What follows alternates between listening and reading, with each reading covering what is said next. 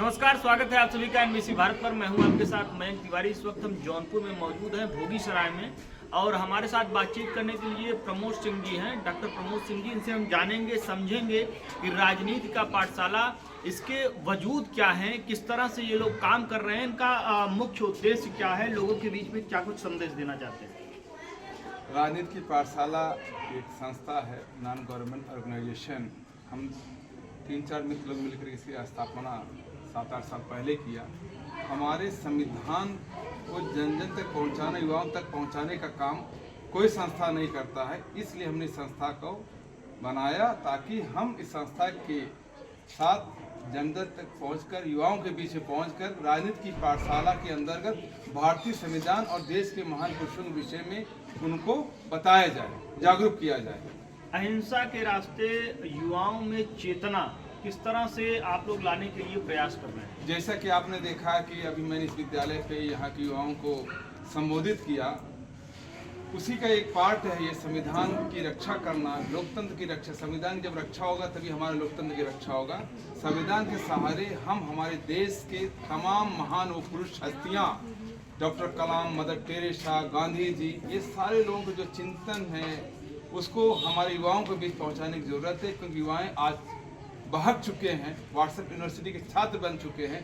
उनको जीवन की हकीकत, लाइफ स्टैंड नहीं कर पा रहे हैं, नहीं पता है। उनको उसका एहसास कराने के लिए अहिंसा के रास्ते चलकर जिंदगी के जंग को जीतने का जो साहस उनमें पैदा करने का हम लोग काम कर रहे हैं। एक चीज़ और जानना चाहेंगे, अभी कुछ राजनीतिक मुद्दों पर भी बात करना चाहेंगे, क्योंकि नाम ही है राजनीति की पाठशाला। ऐसे में अगर देखा जाए तो मध्य प्रदेश समेत 4 राज्यों में जो चुनाव होता है, 3 राज्यों में कांग्रेस डिफीट होती है। तेलंगाना को छोड़ दिया जाए तो बाकी राज्यों से आप लोग क्या जीत लेंगे। 2024 चुनाव को लेकर किस तरह से आप लोग तैयारी करेंगे। जनता ने जो चुना है उससे हम लोग सहमत हैं। कहीं ना कहीं कुछ कमियां हमारे पार्टी में, कांग्रेस की तरफ से भी रहा है ऊपरी स्तर पर, लेकिन हम लोग कोशिश कर रहे हैं कि हम 2024 में जनता के बीच की हर उन मांगों को हम लेकर के आगे बढ़ें ताकि उनके जनहित को काम कर सकें।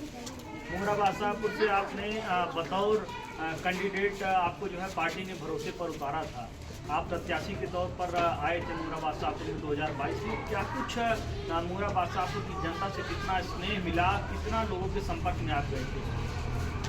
खास तौर पे हमारे उत्तर प्रदेश के अंदर जातिवाद की राजनीति चलता है। यहाँ काम की पूजा नहीं होता। लोग अपने परिवारवाद, क्षेत्रवाद, धर्मवाद, जातिवाद में ज़्यादा खास तौर पे हमारे नॉर्थ इंडिया की तरफ ये रहता है। लेकिन हमें बहुत सारा प्यार से यहाँ की जनता से मिला, लोगों से मिला, युवाओं से मिला, खासकर पढ़े लिखे युवाओं से। और जीतना हारना एक अलग बात है, पर मैं निरंतर अपने क्षेत्र में, अपने विधानसभा में युवाओं के बीच उनको एक सही रास्ते पर लाने का काम पर लगा हूँ। एक कोशिश कर रहा हूँ, निरंतर एक प्रयास मेरा रहेगा जिंदगी भर कि मैं यहाँ के युवाओं को पूरी दुनिया की उड़ान उनको भरा सकूँ, पूरी दुनिया के ख्वाब, जगत की, इस ब्रह्मांड की ख्वाबों को देख सकूँ। स्वतंत्र आज़ाद हिंदुस्तान के, आज़ाद तो नागरिक है हिंदुस्तान के, ये चीज़ को उनको एहसास होना चाहिए कि हमारा संविधान क्या है, देश की राजनीति क्या है, हमारा फर्ज क्या है।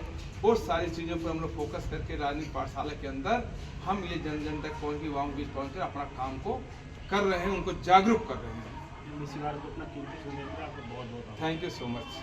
तो ये थे हमारे साथ डॉक्टर प्रमोद के सिंह जी, जिनका साफ तौर पर कहना है कि राजनीति की पाठशाला के जरिए लोगों को, युवाओं को एक नई चेतना से जोड़ने की कवायद है, जिसके चलते लगातार ये लोग नई मुहिम के अंतर्गत युवाओं में चेतना का संचार कर रहे हैं, लगातार ऊर्जा भर रहे हैं। इसके लिए अलग अलग जगहों पर ये कैंप लगाकर अपने तरीके से काम कर रहे हैं। देश दुनिया की तमाम बड़ी खबरों के लिए जुड़ रही है हमारे साथ। देखते रहिए एनबीसी भारत।